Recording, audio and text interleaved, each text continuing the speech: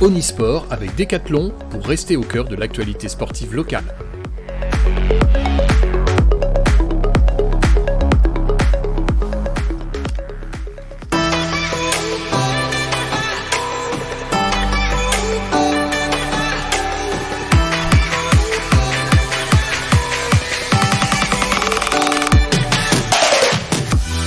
Bonsoir à toutes et à tous, bienvenue sur Onisport, votre JT Sport en ce lundi 3 octobre, c'est le 37e numéro. Nous sommes ravis de vous retrouver comme chaque semaine et au menu du jour, du rugby, du football mais aussi du basket, du volley et un mot de voile avec Yannick Bestaven. C'est parti pour les récaps du week-end. On ouvre ce journal comme tous les lundis avec le Stade Rochelais. Les jaunes et noirs affrontaient le Racing 92 pour la 5e journée de top 14. Et les Rochelais se sont difficilement imposés face aux Franciliens. 3 essais du côté des joueurs rochelais avec Sutton à la 35e, Thomas à la 68e et Pierre Boudéan à 5 minutes de la sirène. Méconnaissables en première période, les Maritimes se sont fait prendre dans de nombreux compartiments du jeu sans réussir à mettre la pression subie dans le camp adverse. Regardez la réaction de Sébastien Beauboul sur ce premier acte manqué. Parce que ce qu'on a dit, c'est qu'on ne les reconnaissait pas. On n'avait pas beaucoup d'énergie, on n'arrivait pas à sortir de notre camp, on perdait les collisions. Il y a eu beaucoup de fautes de main, donc c'était une équipe un peu méconnaissable, un peu amorphe, et on leur a dit qu'il restait 40 minutes, que 9 points, c'était pas insurmontable, parce qu'on était largement capable de les remonter, donc qu'on avait 40 minutes pour montrer notre vrai visage. Mais les hommes de Ronan O'Gara ont su inverser la tendance en deuxième période pour décrocher les 4 points. Un tout autre visage montré par les coéquipiers de Rémi Bourdeau, qui s'est exprimé en conférence d'après-match. Regardez.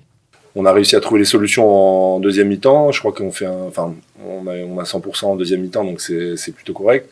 Et on joue beaucoup plus dans leur camp. On appuie plus sur nos points forts, la mêlée, les ballons portés, voilà.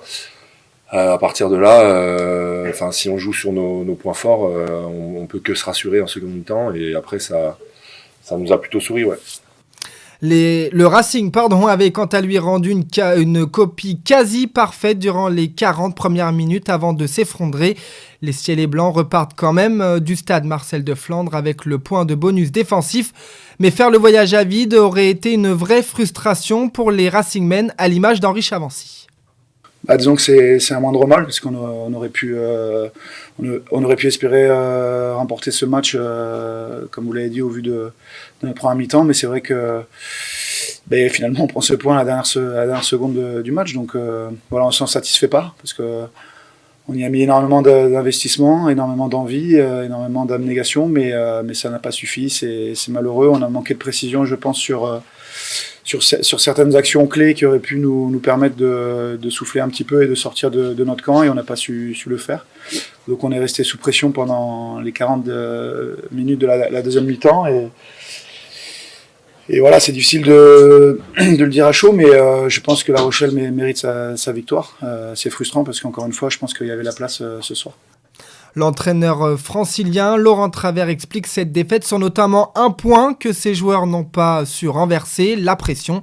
Alors qu'ils jouaient dans le camp rochelais en première période, ils ont ensuite été acculés pendant toute la deuxième mi-temps. C'est surtout que nous, on a les opportunités pour en sortir et qu'on ne l'a pas fait. Donc c'est là où on a été défaillant. Bien sûr qu'il y a des secteurs, lorsque vous êtes à 10 mètres de votre ligne ou à 5 mètres de notre ligne, automatiquement vous êtes sous pression, et donc ils ont su faire ce qu'il fallait pour nous mettre sous pression, mais je pense qu'il y a 2-3 occasions où on doit être capable, nous, de renverser cette pression, et sur ce plan-là, on a été défaillant. Leader à la fin de cette rencontre, La Rochelle est, comme vous le voyez sur ces images, deuxième au classement en raison de la victoire toulousaine sur la pelouse de Montpellier 17-19 hier soir. Le Stade toulousain est donc premier de ce top 14 et le MHR complète le podium. Prochaine et 6e journée pour le Stade Rochelais, ce sera un voyage en terre bayonnaise à 17h le samedi 8 octobre. On passe du top 14 à la régionale 1, 8 divisions d'écart, mais toujours le même résultat et une première victoire cette saison pour l'Amical Rugby de Maran à domicile face à La Couronne. Et un succès avec la manière, 37-9. Prolifiques offensivement, les Marandais ont inscrit 5 essais, dont 3 ont été transformés. Alors que les locaux ne menaient que d'un petit point 10-9 à la pause, les hommes de Nicolas Brindel ont su accélérer au retour de la mi-temps. Écoutez-le au micro de Nice TV. On avait vraiment à cœur de se racheter sur l'envie, l'engagement et l'investissement de chacun. Je pense que c'est chose faite aujourd'hui. Alors ça a été compliqué, on voit qu'en première mi-temps, on galère un peu, on n'est pas très serein. Et après, voilà, en deuxième mi-temps, avec la descente, on a commencé à mettre un peu plus de jeu, un peu plus de mouvement et être un peu plus agressif sur les rucks. Donc on a pu justement les déstabiliser en face. Donc ça, c'est vraiment bien. Et c'est dans les rucks justement que tout s'est joué. Ce secteur a été la clé du match pour le coach marandais. On savait qu'ils allaient être très emmerdants sur les rucks. Donc moi je leur avais dit pendant toute la préparation d'être très très vigilants à ça. Et justement en première mi-temps c'est ce qui s'est passé. On n'a pas été assez conquérants dans les rucks, donc on n'a pas pu mettre notre jeu en place.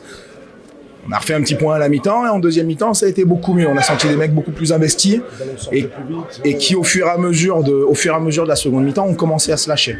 Je pense que c'est peut-être le match qui va nous servir de déclic. On avait qu'une saison l'année dernière qui était très très compliquée, très traumatisante, avec un effectif très restreint.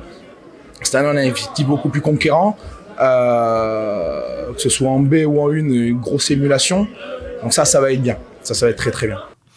On jette un œil sur le classement. Maran est à la 5e place du championnat avec 5 points.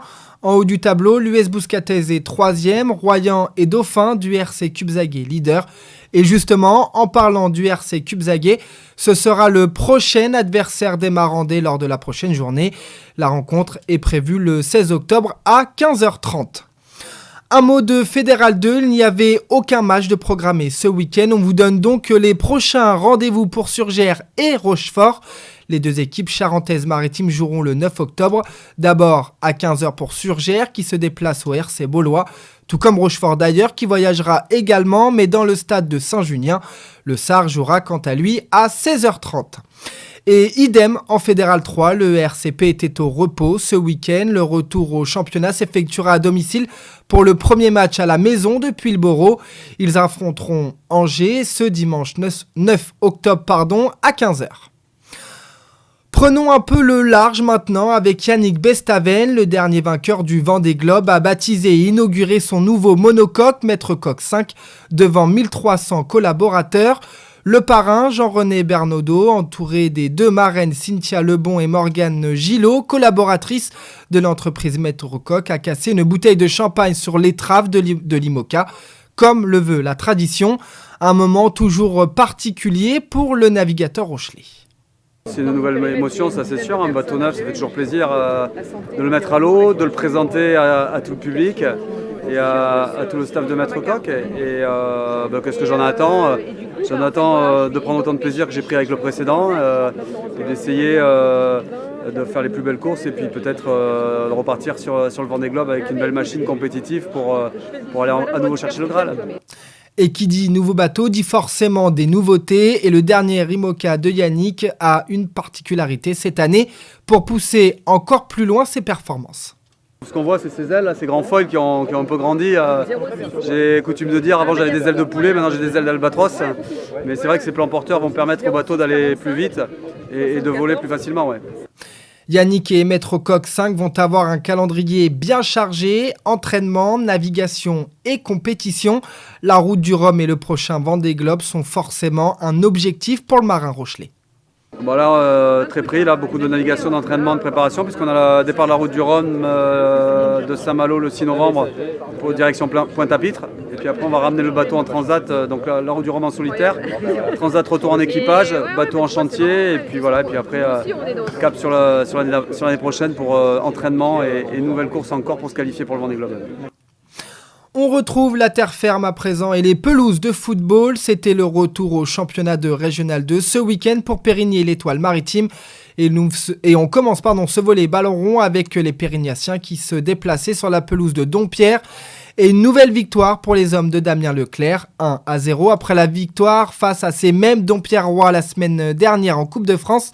Mais cette fois-ci, Périgny a eu beaucoup plus de mal à se défaire de DSM qui a su apprendre de ses erreurs et de son dernier match pour tenter de mieux les cadenasser. Écoutez la réaction de Damien Leclerc. Ça a été dur, hein, parce que en face, on avait quand même une belle équipe. Après, c'était un match particulier parce qu'on les avait joués la semaine d'avant en coupe, donc on savait très bien que le contexte était particulier, qu'on allait tomber sur une équipe revanchard et qui chez elle voulait montrer que la semaine d'avant c'était un accident. Donc on a eu un match difficile et ça s'est débridé en deuxième mi-temps et on a su être solide et puis remporter le match. Franchement, tactiquement, ils ont changé des choses, ils ont joué beaucoup plus bas. Donc nous, il a fallu aussi qu'on s'adapte. On avait prévu un plan de jeu et c'est vrai que Dompierre a joué différemment. Donc on s'est adapté et puis on a marqué sur coup de pied arrêté en deuxième mi-temps. Donc oui, Dompierre s'est adapté et du coup ça a fait que le match était quand même difficile et il s'est joué à pas grand-chose. Périni n'a pas été le seul club à briller. Comme la semaine dernière, dans le même temps, l'Étoile Maritime s'est aussi offert une large victoire 6-1 à domicile contre Migné-Ausence. Harry ouvre le score à la 37e minute avant que Yacine limite 12 minutes plus tard. Ancelet fait son show et régale les Villeneuvois d'un triplé pour ensuite voir Julien alourdir un peu plus le tableau d'affichage. Une victoire nette et sans bavure. Résultat au classement, l'Étoile Maritime est leader de R2 avec 9 points. Ils sont à égalité avec Charente-Limousine et Périgny qui ferme le podium. Les prochaines rencontres pour les deux équipes, un détour une nouvelle fois en Coupe de France pour le 5e tour. Périgny aura fort à faire à domicile le 8 octobre à 20h face à Châtellerault, une équipe de National 3. Et il faudra un exploit pour Damien Leclerc. Ouais, c'est super, c'est la cerise sur le gâteau. On a une belle affiche à la maison. On est sur une bonne dynamique, on est en confiance et donc on va essayer de créer l'exploit face à une belle équipe de Châtellerault. Donc ouais, pour nous c'est vraiment un match où j'espère qu'on va prendre beaucoup de plaisir et en même temps on va essayer de rester ambitieux pour pourquoi pas aller chercher un 6e tour. Et comme Périgny, l'Étoile Maritime sera aussi de retour aux affaires en Coupe de France. Les Villeneuvois évolueront chez eux contre Trélissac le 9 octobre à 15h. Toujours en football du côté de La Rochelle, les Rochelais étaient au repos ce week-end, mais ils retrouvent la compétition comme l'Étoile Maritime le 9 octobre à 15h pour le 5e tour de la Coupe de France. L'ES La Rochelle et Fabrice Fontaine se déplacent sur la pelouse du FC Occitane. Enfin, on clôture ce volet football avec un résultat des Chamois niortais à domicile. Niort et Guingamp se sont quittés dos à dos sur un score nul et vierge. Au classement, les deux Sévriens sont lanternes rouges de la Ligue 2, à égalité de points avec Nîmes bloqué à 8 unités. Sur les 6 derniers matchs des hommes de Ruy-Almeida, Niort n'a décroché que 2 points, 4 défaites et 2 nuls lors des 6 dernières journées. Prochain adversaire des Chamois, ce sera un déplacement au stade Malherbe de Caen, 8e, le 8 octobre à 19h. De la pelouse, on enchaîne sur les parquets avec le basket. Vendredi dernier, c'était le retour du cuir orange à Gaston-Neveur pour la première fois à domicile cette saison. Et le stade Rochelais Basket s'est fait peur, très peur même. Opposés à Nantes, les Rochelais ont décroché une victoire in extremis, 78-76. Menés de 16 points à la pause, les hommes de Julien Cortet étaient à l'image de leurs homologues rugbyman, méconnaissables. Et Alexis Tang peine à l'expliquer, mais les mots du coach Rochelais ont su remobiliser ses troupes. La première mi-temps, j'ai un peu de mal à l'expliquer. C'est vrai qu'on rentre un peu dilettante dans le match, j'ai envie de dire. Un peu comme on avait fini Quimper, je pense. Nantes a bien joué le coup aussi. Ils ont monté à un moment leur niveau physique et on n'a pas su répondre à ce moment-là. Et après le message il était clair à la mi-temps, c'était soit on se bouge, soit on en prend une. Donc on était à domicile, donc il fallait faire quelque chose, il fallait réagir sur ça. C'est ça, il a même pas sorti la plaquette, il nous a dit soit on se défonce, soit on se fait défoncer. Donc c'était aussi clair que ça. Et voilà, après on est très bien rentré dans la deuxième mi-temps, on est vite revenu au score et je pense que ça nous a fait beaucoup de bien, ça nous a fait aussi espérer, donc ça nous a maintenu sur le cap, quoi. Et le joueur maritime a été à l'initiative de cette remontada rochelaise Au retour des vestiaires, il est l'auteur de 16 des 30 points infligés à l'Hermine dans ce troisième quart. Bien supplé par Jérôme Sanchez et Devon Master, La Rochelle a remis les ingrédients nécessaires pour montrer un autre visage. On regarde Julien Cortet à la fin du match. On crée la réussite, on se donne les chances de réussir. On défend fort, on est en rythme, on court. Les tirs qu'Alexis prend, s'il les prend en première mi-temps, arrêtés, sans rythme, il les mettra pas. Et là, c'est lui, mais ça aurait pu être un autre. C'est parce qu'on a défendu, parce qu'on court, parce que sur les pics, du coup, on a créé de l'espace, on a fait vivre le ballon, et le ballon, il vit, il arrive en rythme et on tire. Et on est en confiance. Mais on gagne cette confiance en faisant des stops défensifs et en capitalisant sur l'énergie défensive et tout ce qu'on met en défense. Et puis derrière, on court en attaque et on se pose beaucoup moins de questions quand on est comme ça. Mais Alexis, il a ses tirs parce qu'on a bien défendu avant. Alexis, il a ses tirs parce qu'on a bien joué les pics. Gaëtan a bien étiré les pics. Jevon a fait du bon boulot aussi. Enfin, c'est un travail d'équipe. Alexis, il a fini le travail, mais... De leur côté, les Nantais ont été en peine d'inspiration. Tout ce qui leur réussissait en première période les a ensuite fui au retour de la mi-temps. Le coach Jean-Marc Duprat était handicapé par des blessures sur le poste 3, ce qui ne lui a pas permis de manœuvrer comme il l'aurait voulu. Écoutez. Une très bonne première mi-temps dans les contenus, défensivement, dans les contenus offensifs aussi. Et puis une entame de troisième quart-temps à côté de la plaque, quoi, tout simplement. Le levier, il aurait pu être en début de troisième quart-temps, si j'avais eu mes postes 3. Parce que là, je rentre petit, on est obligé d'aller trapper sur Alexis, et c'est à ce moment-là qu'il trouve des passes pas sur Alexis, sur le poste 3, sur Jérôme. Et c'est à ce moment-là qu'il trouve des passes et qu'il décale Alexis, quoi. Je pense que si j'avais pu... Arthur Bouba avait des fautes, si j'avais pu remettre d'entrée de jeu Arthur Bouba en 4 et Thomas Courtois en 3, on n'aurait pas été obligé d'aller trapper et je pense qu'on n'aurait peut-être pas subi ça d'entrée de jeu. Maintenant, je pense aussi qu'il y a de notre part un relâchement. Donc c'est un peu les deux, quoi. Un relâchement et puis de devoir bricoler un peu sur le poste 3 aussi. Et les Rochelais retrouveront Gaston Neveur dès demain, mardi 10 octobre, pour un 4e match de Leaders Cup. Ils sont opposés à Quimper à 20h. On termine ce journal avec le volley qui fait également son retour avec la première journée de championnat de National 3. Et La Rochelle débute parfaitement sa saison avec une victoire 3-7-0 à domicile contre Vannes. Un match globalement maîtrisé et un premier succès important pour lancer une bonne dynamique. Regardez la réaction de la capitaine rochelaise Emma Cazoran, micro d'Onis TV d'Antoine Collin. C'est une équipe qu'on ne connaissait pas, depuis 3 ans, on ne les avait jamais eu dans la poule. Début de saison, c'était le vrai test pour nous, on a fait un match amical il y a 2 semaines contre Niort. Donc là c'était vraiment l'occasion de mettre en place le système qui change un peu de l'année dernière. Donc voilà, c'était quelques réglages sur le premier set notamment, mais c'est cool, on est très très content de reprendre. Un premier set difficile donc, puis les Rochelaises ont su trouver leur rythme pour dérouler leur jeu. C'était un peu compliqué, un peu de faux rythme dans le premier set où il a fallu qu'on se mette en place. Ça jouait pas comme on attendait, c'est vrai au début. Mais voilà, après on s'est bien mis dedans à 12 et 11 sur les 2 et 3e sets, donc ça fait plaisir. Et grâce à cette victoire, La Rochelle tient la première place du classement, forcément à égalité de points avec les autres équipes victorieuses de cette première journée. Poitiers et le Sporting Club de l'Ouest sont respectivement 2e et 3e du championnat. Et après cette bonne première à domicile, c'est l'heure pour les Rochelaises de se déplacer en terre brestoise. Le match à Brest aura lieu le 9 octobre à 15h. C'est ainsi que se finit ce journal. Nous on se retrouve lundi prochain pour continuer de faire le tour de l'actualité sportive en Charente-Maritime. En attendant, portez-vous bien. Merci de votre fidélité et à bientôt.